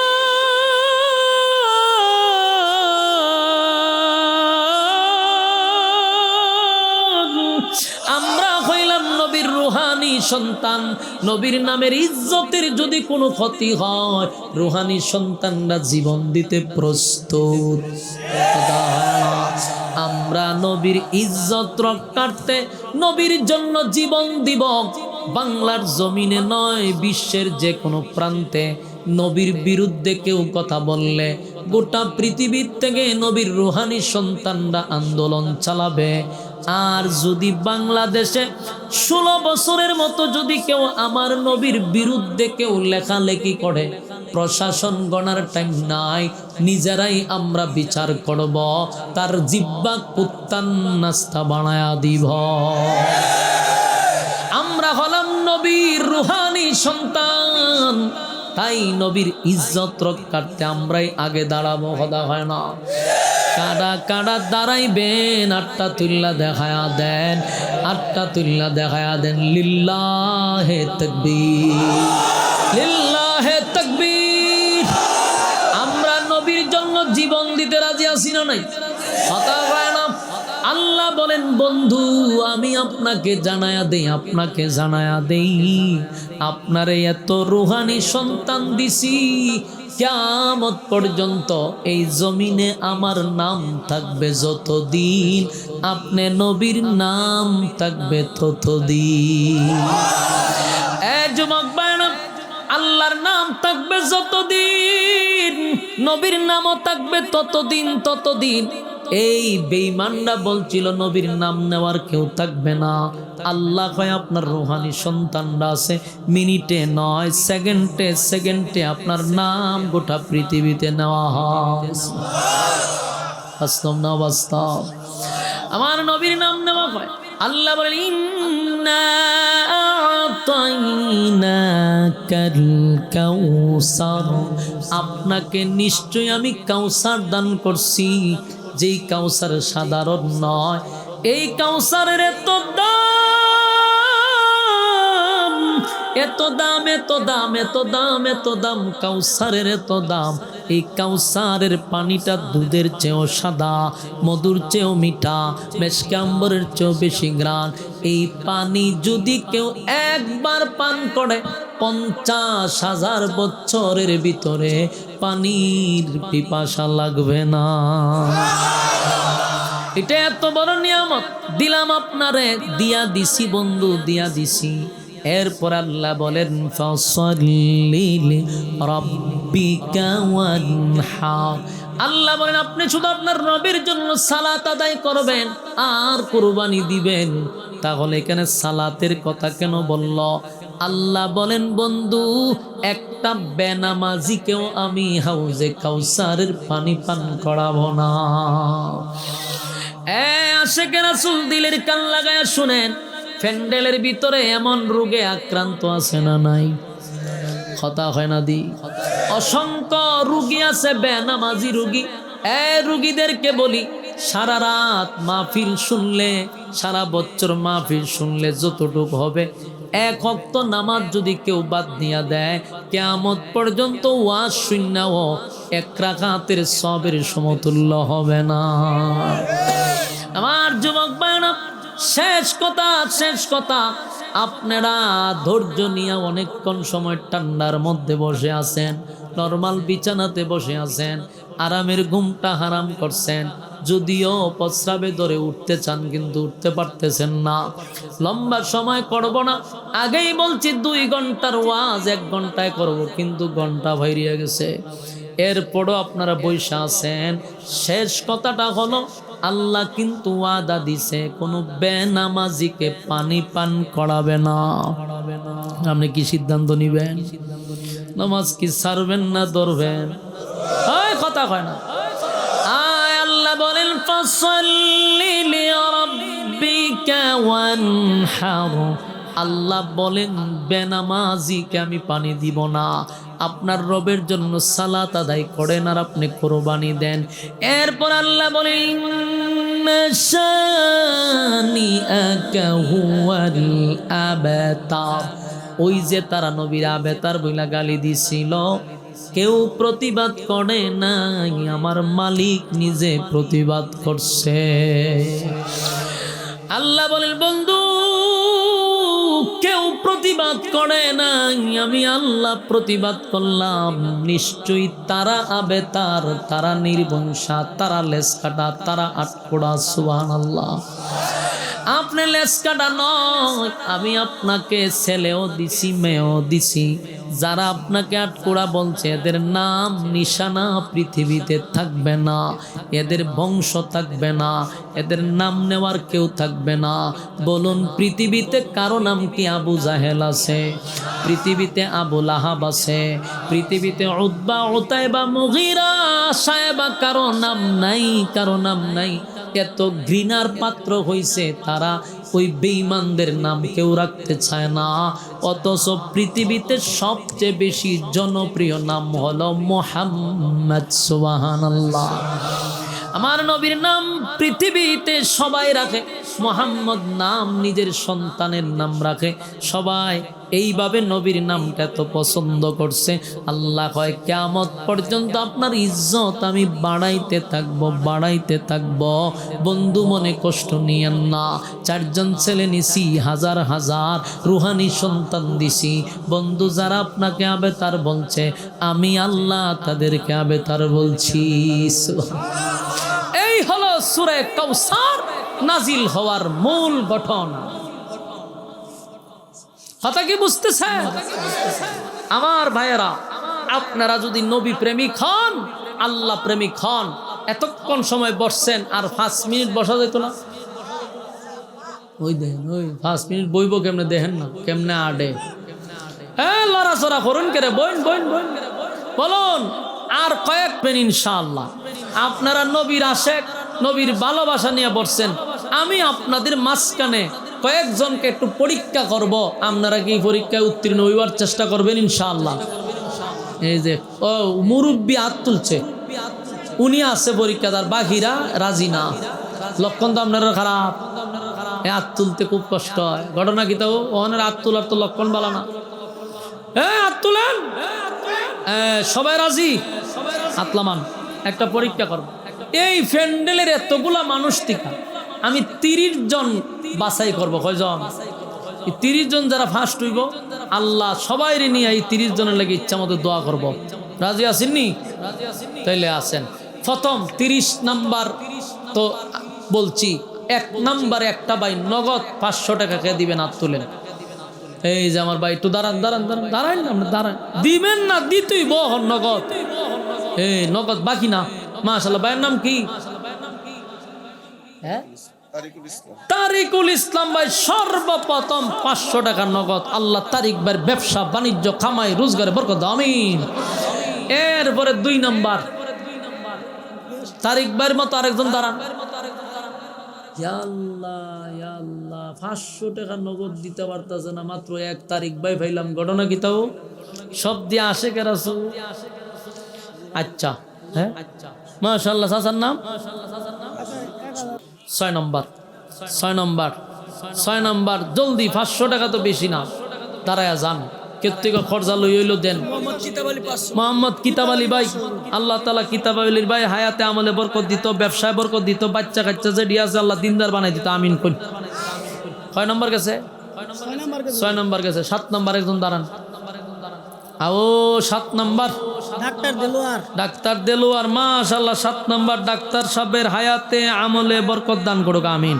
ব্যবসা বাণিজ্য বরকত দোক, ঘরে শান্তি দোক, আমিন। 8 নম্বর 8 নম্বর নগদ নগদ নগদ। 8 নম্বর। ও বোন বোন বোন 8 নম্বর। মাশাআল্লাহ। যে 8 নম্বর একজন, 9 নম্বর একজন। মাশাআল্লাহ, হয়ে গেছে। 9 নম্বর পর্যন্ত আমি সিগন্যাল পাইছি। লাস্টে মাস্টার রবিউল হাসান 500। কয় নম্বর হইল? 8 নম্বর। 9 নম্বর কে? 9 নম্বর একজন আইছে নারাম্মি। আর এই যে 9 নম্বরও শেষ, 10 নম্বরও শেষ। মারহাবা। আল্লাহ এই যারা দিছে 500 কইরা, এরার আল্লাহ হায়াতে আমলে বরকত দিত, আমিন কই না দি।